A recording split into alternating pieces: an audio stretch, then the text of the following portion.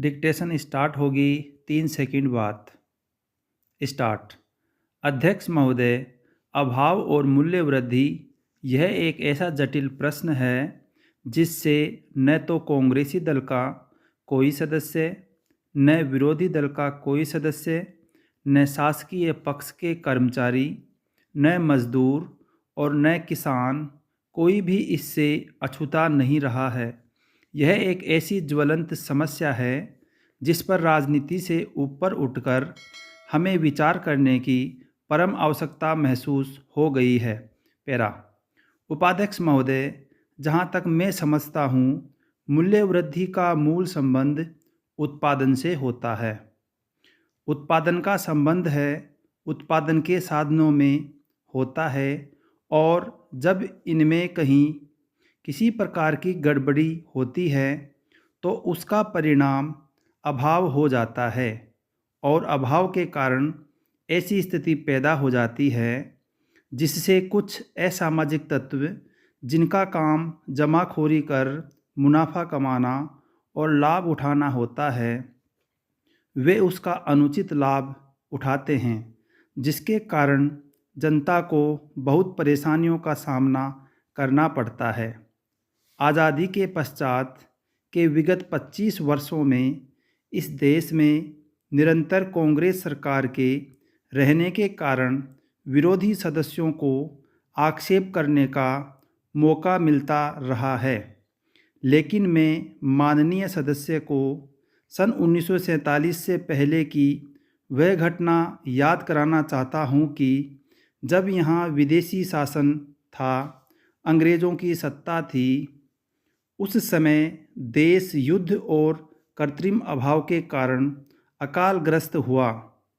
तब इन जमाखोरों को उन 2 वर्षों में जो आमदनी हुई वह बड़े बड़े प्रतिष्ठित व्यापारी 50 वर्षों में नहीं कर सकते थे। इसलिए आज जब हम मूल्य वृद्धि और अभाव की स्थिति में विचार करने जा रहे हैं तो उससे पूर्व हमें अपना आत्म परीक्षण जरूर करना चाहिए। हर चीज़ को हम सरकार पर नहीं थोप सकते कि मूल्य बढ़ गए हैं, देश में वस्तुओं का अभाव हो गया, इसके लिए सरकार ही क्यों दोषी है। इस पर हमें विचार करना होगा। पैरा। अध्यक्ष महोदय, मूल्य वृद्धि से प्रभावित जितनी वस्तुएं होती हैं वह सब इस प्रदेश और सरकार पर ही निर्भर नहीं है। हमें बहुत सी चीज़ें अन्य प्रदेशों से मंगवानी पड़ती है। बहुत सी चीज़ें ऐसी हैं जो हमें बाहर से बुलानी पड़ती है, विदेशों से बुलानी पड़ती है। इस पर न तो प्रदेश सरकार का और न देश की सरकार का नियंत्रण होता है। हमें ईंधन तेल की आवश्यकता है, खाद्य पदार्थों की आवश्यकता है, औषधियों की आवश्यकता है, कपड़ों की आवश्यकता है, और मशीनों पर काम करने वालों को मशीनों की आवश्यकता है। खेती का काम करने वालों को खेती के औजार, पानी, बीज और खाद की आवश्यकता है। जब तक हम इन सब चीज़ों की पूर्ति नहीं करते और अपना उत्पादन नहीं बढ़ाते, तब तक निश्चित रूप से भाव बढ़ते रहेंगे और अभाव की स्थिति आती रहेगी। जैसा माननीय मंत्री जी ने कहा कि अभाव की स्थिति को हम स्वीकार करते हैं, सदन भी इसे स्वीकार करता है, लेकिन मूल्य वृद्धि मिटाने के लिए क्या उपाय हो सकते हैं, इस विषय पर विरोधी दल चुप बैठा हुआ है। मैं विरोधी दल के सदस्यों से पूछना चाहूँगा कि 4 सितंबर से चीन में चौथा विश्व सम्मेलन शुरू हो गया है। यह पिछले 4 साल में इस दौर के हुए अंतर्राष्ट्रीय सम्मेलनों की अंतिम कड़ी होगी।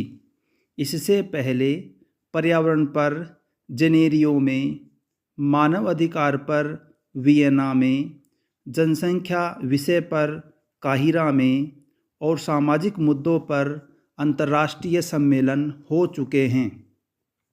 इस दृष्टि से चीन का यह सम्मेलन खास महत्व का हो जाता है, क्योंकि एक तो पिछले सम्मेलनों में जो विवाद उभर कर सामने आए उन्हें कम करने का यही मौका है।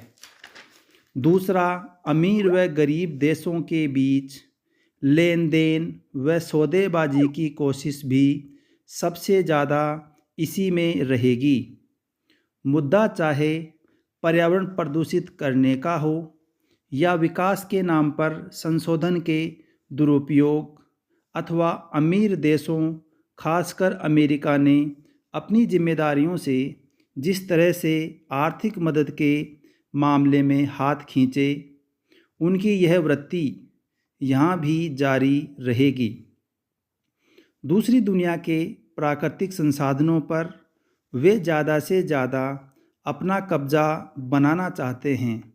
तीसरी बात, दूसरी दुनिया के देशों का कहना है कि उनकी बहुत सी समस्याओं, खास तौर से गरीबी के लिए विकसित देश ही जिम्मेदार हैं। इसलिए इसको दूर करने के लिए उन्हें गरीब देशों को आर्थिक मदद देना चाहिए। पर्यावरण को जो नुकसान विकास के नाम पर उन्होंने पहुंचाया, उसका हर्जाना उनको देना चाहिए।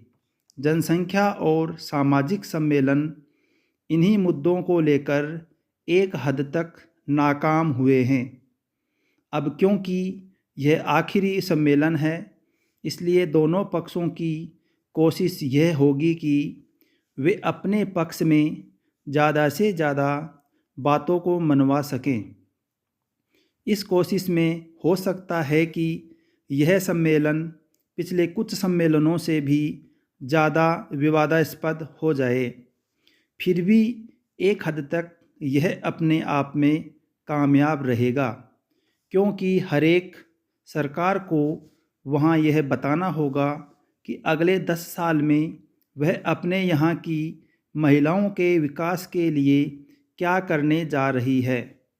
इस दृष्टि से यह ठीक ही कहा जा रहा है कि यह सम्मेलन अगली सदी के मुद्दे तय करेगा। पेरा, इस सम्मेलन का महत्व इस बात से लगाया जा सकता है कि पिछले 3 सम्मेलनों से जहां दुनिया भर में महिलाओं की स्थिति, उसकी समस्याओं, उसकी ताकत और राष्ट्रीय विकास में उसके महत्वपूर्ण योगदान का एहसास हुआ था और यह तय किया जा सका था कि उसके लिए क्या कुछ किया जाना है, पेइचिंग सम्मेलन में आवाज़ उठेगी कि बातें बहुत हो गई, अब कुछ करो। सम्मेलन स्थल से 50 किलोमीटर दूर पर बैठी गैर सरकारी संगठनों की करीब 20,000 महिलाएं, जहां अपनी अपनी सरकारों की ओर से की जा रही उपेक्षा की ओर दूसरों का ध्यान खींचेगी, वहीं दूसरी सरकारों की नीतियों के अपने देश पर पड़ने वाले गलत प्रभाव के खिलाफ भी आवाज़ उठाएंगी। अब यह देखना होगा कि विकसित और विकासशील देश की महिलाएं किन किन मुद्दों पर एक हो भी पाती हैं या नहीं। दरअसल दोनों देशों की महिलाओं की समस्याएं अलग अलग हैं, यह एक स्थापित तथ्य है।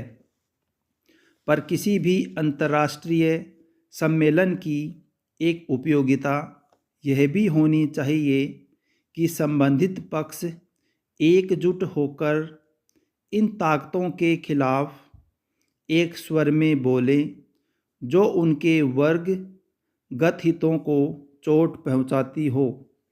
संयुक्त राष्ट्र की ओर से सरकारी फोरम के साथ साथ गैर सरकारी संगठनों का फोरम रखने का एक मकसद शायद यही रहा होगा, लेकिन सम्मेलन के आधिकारिक मसविदे पर विचार सरकारें ही करती हैं। Full stop.